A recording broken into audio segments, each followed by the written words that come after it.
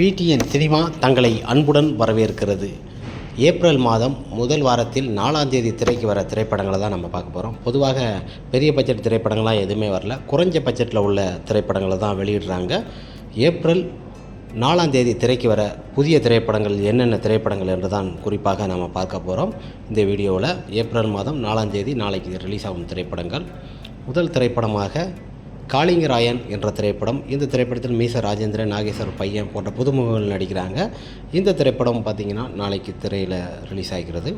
அடுத்த திரைப்படமாக காமு கவி என்ற ஒரு திரைப்படம். இந்த திரைப்படமும் நாளை ஏப்ரல் 4ஆம் தேதி திரை வெளியாகிறது. அடுத்த திரைப்படமாக தரைப்படை என்ற திரைப்படம். இந்த திரைப்படமும் பார்த்திங்கன்னா ஏப்ரல் 4ஆம் தேதி திரையரங்கு வெளியிடுறாங்க. அடுத்த திரைப்படமாக எஸ்பிஎம் என்ற திரைப்படம்.